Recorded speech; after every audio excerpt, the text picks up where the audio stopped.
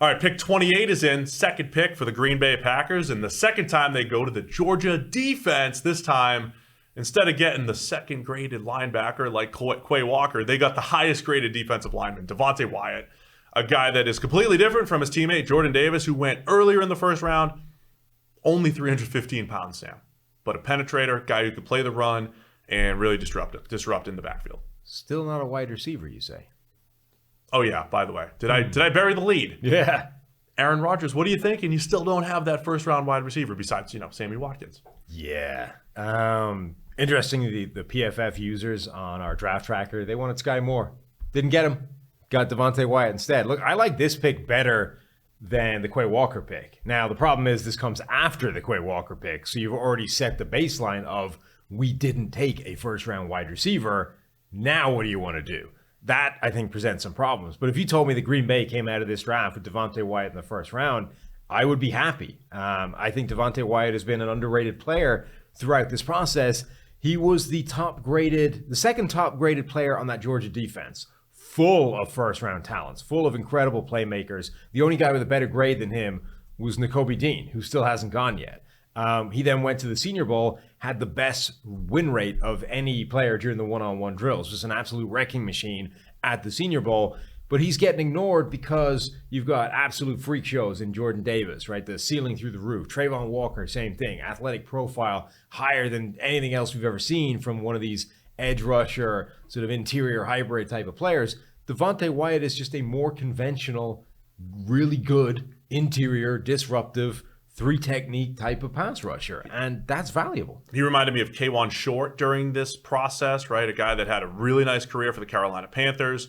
And again, I love that he went to the Senior Bowl and showed out there as well, right? Yeah. I mean, that is, I think, a lot of what solidified him in the first round because he plays low and fires out and uses his hands well and just moves so well. Look, I'm almost 300 pounds. It's not easy moving. Yeah. Like a Devonte Wyatt. You know what I'm saying? No, it's not. It's relatable. That was what, when Renner was talking about, you don't see 300 pounders move like this. I'm like, I know.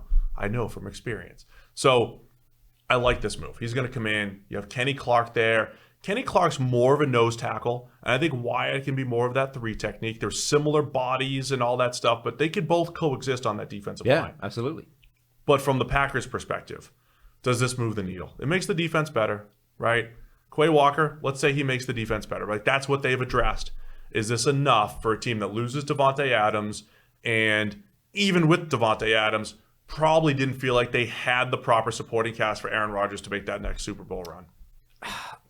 I mean, no. Look, they still have picks in this draft, right? It's not like they're done. But they don't pick again until 53 right now, right? So we're talking about a spot that's the middle of the second round. It's going to be tough to replace anything like what you lost in Devonte Adams. They weren't going to do that anyway, but it felt like you absolutely needed to. This year of all years, you don't give Aaron Rodgers first-round wide receivers ever.